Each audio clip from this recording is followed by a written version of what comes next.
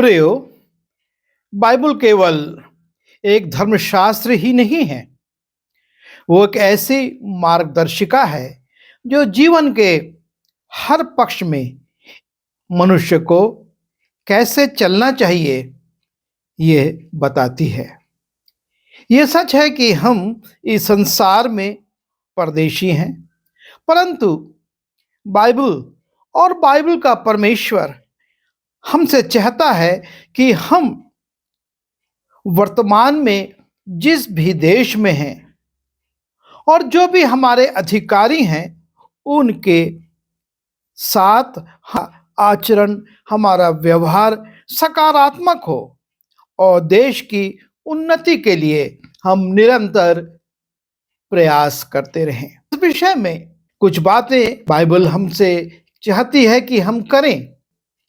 पहली बात, परमेश्वर चाहता है कि हम जिस देश में हैं उसके लिए हमेशा प्रार्थना करें। जब हम यिर्मयाह की पुस्तक उसके 29वें अध्याय के 7वें पद में जाते हैं, वहां लिखा है, परंतु जिस नगर में तुमको बंधुआ करके भेज दिया गया है उसके कुशल का यत्न किया करो और उसके हित के लिए यहोवा से प्रार्थना किया करो, क्योंकि उसके कुशल से तुम भी कुशल के साथ रहोगे। परमेश्वर ये चाहता है कि हम जिस भी देश में हैं, जिस भी नगर में हैं, हम उस नगर के लिए, उस देश के लिए प्रार्थना करते रहें। क्योंकि जब हम उसके लिए प्रार्थना करते हैं और यदि उस देश में कुशलता है तो निश्चय हम भी जो उसमें रह रहे हैं कुशल से रहेंगे। और यदि उस देश में विपत्ति है, समस्याएं हैं, परेशानियां हैं, तो हम भी उसमें पड़ेंगे। और इसलिए परमेश्वर चाहता है कि हम हमेशा उस देश के लिए, उस नगर के लिए, उस स्थान के लिए जहां पर कि हम रहते हैं उसके लिए प्रार्थना करते रहें। जब हम नए नियम में पहला तीमुथियुस उसके 2 अध्याय के पहले 3 पदों को देखते हैं, वहां लिखा है, अब मैं सबसे पहले ये उपदेश देता हूं कि विनती और प्रार्थना और निवेदन और धन्यवाद सब मनुष्यों के लिए किए जाएं, राजाओं और सब ऊंचे पद वालों के निमित्त, इसलिए कि हम विश्राम और चैन के साथ सारी भक्ति और गंभीरता से जीवन बिताएं। पौलुस इस बात को समझाता है कि आपको और मुझको अपने राजाओं अर्थात देश के प्रधानों के लिए और सब ऊंचे पद वालों के लिए प्रार्थना करनी है। और इसलिए आवश्यक है कि हम इस बात के लिए हमेशा सचेत रहें, अपनी प्रार्थनाओं में अपने देश को, अपने अधिकारियों को, उच्च पदधारी लोगों को हमेशा स्मरण रखें। उसके बाद हम देश के लिए जो कर व्यवस्था है उसको भी ईमानदारी से पूरा करें। जब हम मत्ती रचित सुसमाचार उसके 22वें अध्याय के 17वें पद से 21वें पद में जाते हैं तो वहां पर यीशु मसीह से एक प्रश्न किया जाता है। लोग उसके पास आकर पूछते हैं, इसलिए हमें बता तू क्या समझता है। लोग यीशु मसीह से पूछ रहे हैं, इसलिए हमें बता तू क्या समझता है, कैसर को अर्थात राजा को कर देना उचित है कि नहीं। यीशु ने उनकी दुष्टता जानकर कहा, हे कपटियों, मुझे क्यों परखते हो, कर का सिक्का मुझे दिखाओ। तब वे उसके पास 1 दीनार और उसके पास 1 दीनार ले आए। यीशु ने उनसे पूछा, ये मूर्ति और नाम किसका है। उन्होंने उससे कहा, कैसर का अर्थात राजा का है। तब उसने उनसे कहा, जो कैसर का है अर्थात राजा का है वो राजा को दो और जो परमेश्वर का है वो परमेश्वर को दो। प्रभु यीशु मसीह लोगों को शिक्षा देते हैं कि जो राज्य के द्वारा ठहराया गया कर है उसको राज्य को दो। इसी प्रकार की बेईमानी नहीं होना चाहिए। जो राजा का है, जो कैसर का है, वो कैसर को दो, और जो परमेश्वर का है, जो तुम परमेश्वर को भेंट चढ़ाना चाहते हो, वो परमेश्वर को दो। और उसी रीति से जब यीशु मसीह से ये पूछा जाता है, यीशु मसीह के चेलों से, कि क्या तुम्हारा गुरु मंदिर का कर देता है? और मत्ती रचित सुसमाचार उसके 17वें अध्याय के 24वें पद में हम देखते हैं, वहां पर यीशु मसीह अपने शिष्य से कहते हैं, जब वे कफरनहूम पहुंचे तो मंदिर के लिए कर लेने वालों ने पतरस के पास आकर पूछा कि क्या तुम्हारा गुरु मंदिर का कर नहीं देता? उसने कहा, हाँ, देता तो है। जब वो घर में आया तो यीशु ने उसके पूछने से पहले उससे कहा, हे शमौन, तू क्या समझता है? पृथ्वी के राजा महसूल या कर किससे लेते हैं? अपने पुत्रों से या परायों से? पतरस ने उनसे कहा, परायों से। यीशु ने उससे कहा, तो पुत्र बच गए। तो भी इसलिए कि हम उन्हें ठोकर ना खिलाएं, तो झील के किनारे जाकर बंसी डाल और जो मछली पहले निकले उसे ले, तो तुझे उसका मुंह खोलने पर एक सिक्का मिलेगा। उसी को लेकर मेरे और अपने बदले उन्हें कर दे देना।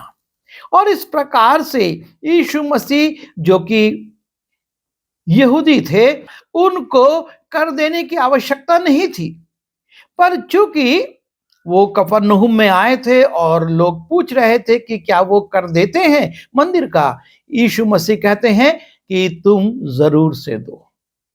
यह है, परमेश्वर चाहता है कि जो कर निर्धारित किए जाते हैं देश की ओर से, प्रांत की ओर से, अधिकारियों की ओर से, शहर की जो चुंगी है, जो भी कर दिए जाते हैं, उनको हम बड़ी ईमानदारी से जमा करें। तीसरी बात, अधीनता में रहें। उसकी पत्री उसके 3 अध्याय के पहले पद में लोगों को सुधि दिला कि हाकिमों और अधिकारियों के अधीन रहें और उनकी आज्ञा माने और हर एक अच्छे काम के लिए तैयार रहें। पौलुस तीतुस से कहता है कि तू लोगों को इस बात के लिए समझा और सिखा कि वो हाकिमों और अधिकारियों के अधीन रहें और उनकी आज्ञा माने। परमेश्वर ये चाहता है कि हम वाले उच्च पदधारी ठहराए गए हैं, हम उनकी अधीनता में रहें और उनकी आज्ञाओं का भी पालन करें। इस बात में हमको थोड़ा सा सावधान होना है। ये अधीनता देश के प्रति है, ये अधीनता राज्य के प्रति है, ये अधीनता अधिकारियों के प्रति है, उनके प्रति हमको आज्ञाकारी होना है। लेकिन ये अधीनता हमारी आत्मिक बातों के लिए नहीं है। हमको आत्मिक बातों में समझौता नहीं करना है। हम दानियल को देखें, प्रार्थना के लिए रोका गया, उसने प्रार्थना उसी रीति से करता रहा जैसे वो करता था। शद्रक, मेशक और अबेदनगो को बुलाया गया कि राजा की बनाई हुई इस मूर्ति की आराधना करो। उन्होंने कहा, हम अपने परमेश्वर की आराधना करते हैं। अर्थात वो इस बात के लिए कृत संकल्प थे कि हम उनकी अधीनता में रहेंगे। वो बाबुल की अधीनता में थे, लेकिन आत्मिक बातों में वो उस अधीनता को स्वीकार नहीं करते या उससे समझौता नहीं करते। चौथी बात, और वो है हम राजा के प्रति विश्वस्त रहें। जो अधिकारी हम पर ठहराए गए हैं, हम उनके प्रति विश्वस्त हों। जब हम एस्तर की पुस्तक में जाते हैं और वहां पर हम देखते हैं कि एक व्यक्ति मोर्दकै है और वो राजा के महल के द्वार के पास ही बैठता है, रहता है। वो राजा का कोई कर्मचारी नहीं है, वो राजा के द्वारा द्वार पर नियुक्त किया गया व्यक्ति नहीं है, लेकिन वो वहां जाता है, वहां पर वो बैठता है। और जब वो वहां बैठता है, लोगों से बातचीत करता है, तब उसको ये मालूम होता है कि कुछ लोग हैं जो कि राजा के विरुद्ध षड्यंत्र रच रहे हैं। और जब राजा इस द्वार से निकलेगा, उस पर प्रहार किया जा सकता है। और इस बात को वो राजा तक पहुंचवाता है कि ये जानकारी राजा को हो। एस्तर उसके 6वें अध्याय के पहले दूसरे पद में, उस रात राजा को नींद नहीं आई, इसलिए उसकी आज्ञा से इतिहास की पुस्तक लाई गई और पढ़कर राजा को सुनाई गई।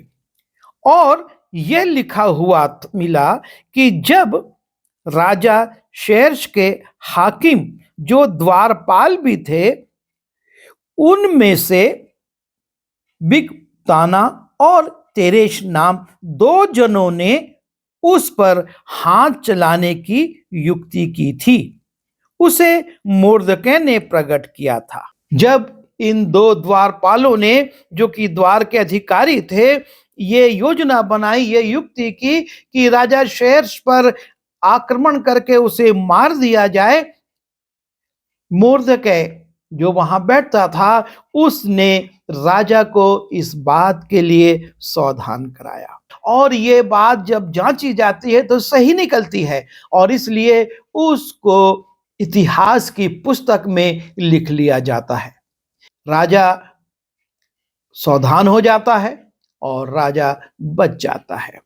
दूसरा राजा उसके 6वें अध्याय के 8वें पद से जब हम पढ़ते हैं, और आराम का राजा इस्राएल से युद्ध कर रहा था और सम्मति करके अपने कर्मचारियों से कहा कि अमुक स्थान पर मेरी छावनी होगी। तब परमेश्वर के भक्त ने इस्राएल के राजा के पास कहला भेजा कि चौकसी कर और अमुक स्थान से होकर ना जाना, क्योंकि वहां अरामी चढ़ाई करके तुझ पर हमला करने वाले हैं।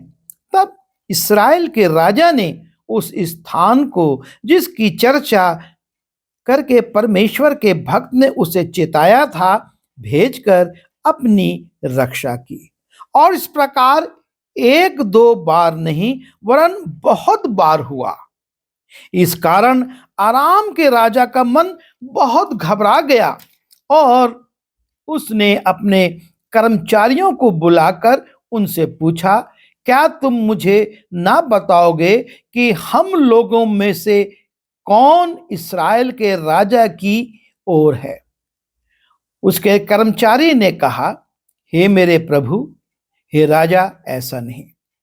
एलीशा जो इस्राएल का भविष्यवक्ता है, वो इस्राएल के राजा को वे बातें भी बताया करता है जो तू शयन की कोठरी में बोलता है। और इस प्रकार से एलीशा परमेश्वर की ओर से संदेश पाकर इस्राएल के राजा को वो बातें जो कि आराम के राजा, उसके शत्रु, उसके विरुद्ध में योजनाएं बनाते हैं, उसके प्रति सजग करता है और इस्राएल का राजा बच जाता है। 5वीं बात को देखते हैं कि विपत्ति से देश की रक्षा की सलाह।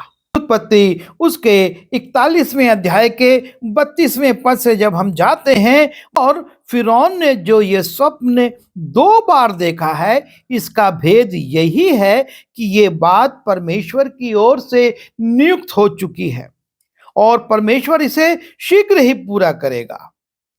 और इसलिए अब राजा को चाहिए कि समझदार और बुद्धिमान पुरुष को ढूंढ के उसको मिस्र देश का प्रधानमंत्री ठहराए। फिरौन ये करे कि देश का अधिकारी उसे नियुक्त करे और जब तक सुकाल के 7 वर्ष रहे तब तक मिस्र देश की उपज का पंचमांश लिया करें और वे इन अच्छे वर्षों में सब प्रकार की भोजन वस्तुएं इकट्ठा करें और नगर नगर में भंडार घर भोजन के लिए फिरौन के वश में करके उसकी रक्षा करें। और ये भोजन वस्तु अकाल के उन 7 वर्षों के लिए जो मिस्र देश में आएंगे देश के भोजन के निमित्त रखी रहे, जिससे देश उस अकाल से सत्यानाश न हो जाए। और इस प्रकार से यूसुफ जो कि मिस्र में एक परदेशी था, गुलाम बन के बेचा गया था और बंदीगृह में बिना अपराध करे डाल दिया गया था। जब राजा को पता चलता है कि वो स्वप्न के अर्थ बता सकता है, अपने 2 बार देखे हुए सपनों को बुलाकर पूछता है इसका अर्थ क्या है। और यूसुफ ना सिर्फ फिरौन को अर्थात राजा को स्वप्न का अर्थ बताता है, लेकिन विकल्प भी बताता है कि अब इन स्वप्नों की बात तो परमेश्वर ने प्रकट कर दिया है कि वो करेगा, और इसलिए विकल्प ये है कि तू ऐसी ऐसी व्यवस्था कर।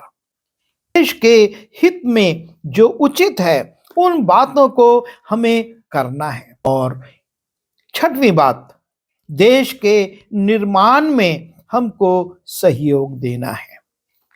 जब हम नहमिया की पुस्तक में जाते हैं और वहां पर हम देखते हैं नहमिया अपने देश से दूर, अपने प्रांत से दूर, अपने लोगों से दूर गुलामी की अवस्था में है, लेकिन वहां पर परमेश्वर ने उसको ऊंचे पद पर पहुंचा दिया और वो राजा को दाखरस पिलाने वाला बन गया।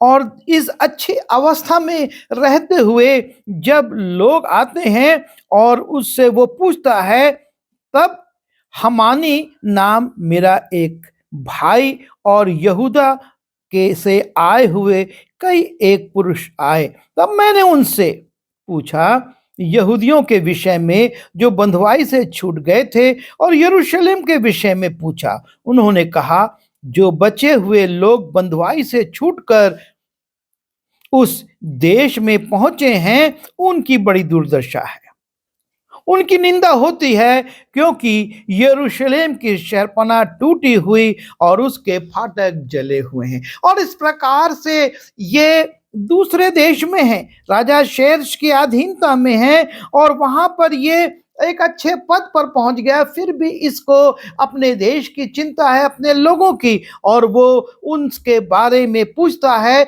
और उसके बाद वो उसके लिए दुखी होता है, परमेश्वर से प्रार्थना करता है और फिर राजा से निवेदन करता है कि मुझको छुट्टी दे दे ताकि मैं जाकर अपने उस देश के, उस नगर के, यरूशलेम के फाटकों को बनवा सकूं, उसकी टूटी हुई शहरपनाह को सुधार सकूं।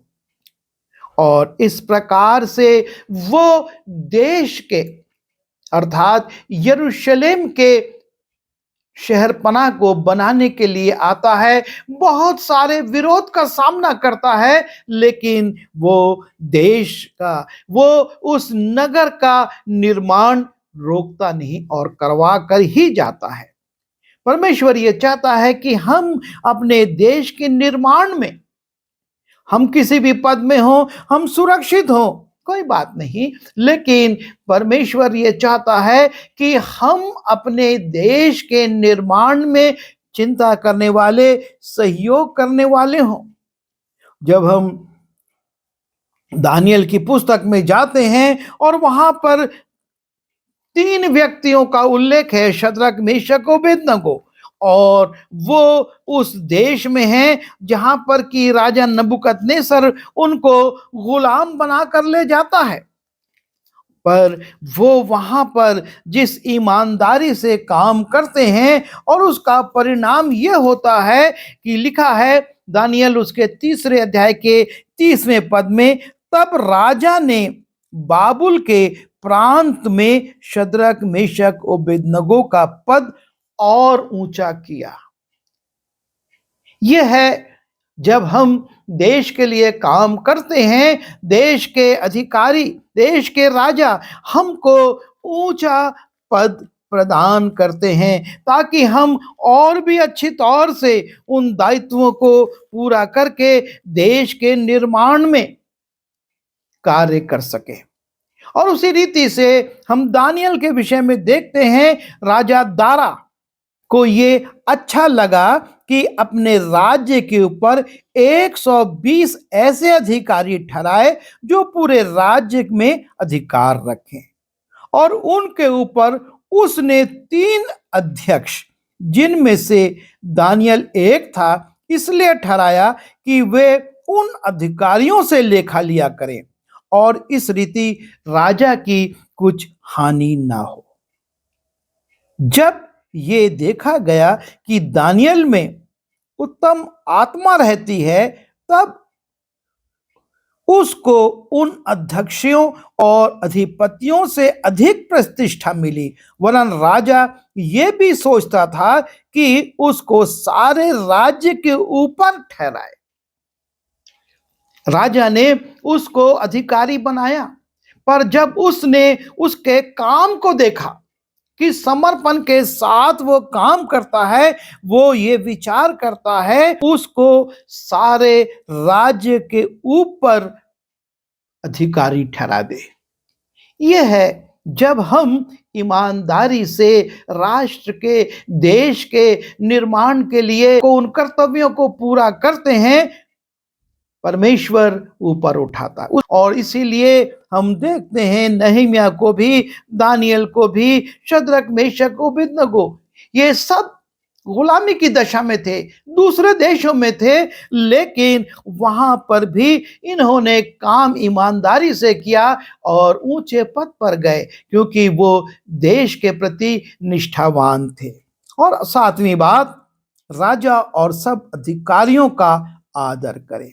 तो काम उसका 23वां अध्याय 5वां पद, पौलुस ने कहा, हे भाइयों, मैं नहीं जानता था कि ये महायाजक है, क्योंकि लिखा है कि अपने लोगों के प्रधान को बुरा ना कहना। परमेश्वर ये नहीं चाहता है कि हम अपने प्रधानों को बुरा कहें या उनका आदर ना करें। पर उसके 22वें अध्याय के 28वें पद में मूसा कहता है, परमेश्वर को श्राप ना देना और ना अपने लोगों के प्रधान को श्राप देना। हमको उनका आदर करना है। और मत्ती में यीशु मसीह भी अपने शिष्यों से इसी बात को कहते हैं। मत्ती 23 के पहले, दूसरे, तीसरे पद में, तब यीशु ने भीड़ से और अपने चेलों से कहा, शास्त्री और फरीसी मूसा की गद्दी पर बैठे हैं, इसलिए वे तुमसे जो कुछ कहें वो करना और मानना, परंतु उनके से काम मत करना, क्योंकि वो कहते तो हैं पर करते नहीं। तुम उनकी आज्ञाओं को मानना, पर गलत कार्यों में लिप्त मत होना। यह परमेश्वर की इच्छा है और परमेश्वर की आज्ञा भी है। परमेश्वर ने अपने वचन में अपने लोगों को इस बात को लिखवा दिया है कि तुमको अपने देश के प्रति ना सिर्फ प्रार्थना करना है, ना सिर्फ कर देना है, पर अधीनता में रहना है, राजा के प्रति विश्वस्त रहना है, विपत्ति से देश की रक्षा की सलाह देना है, देश के निर्माण में सहयोग करना है और राजा और उच्च अधिकारियों का आदर भी करना है। और जब हम ऐसा करते हैं तब यशाया उसके 61वें अध्याय के 7वें पद में लिखा है, तुम अपने देश में दूने भाग के अधिकारी होगे और सदा आनंदित बने रहोगे।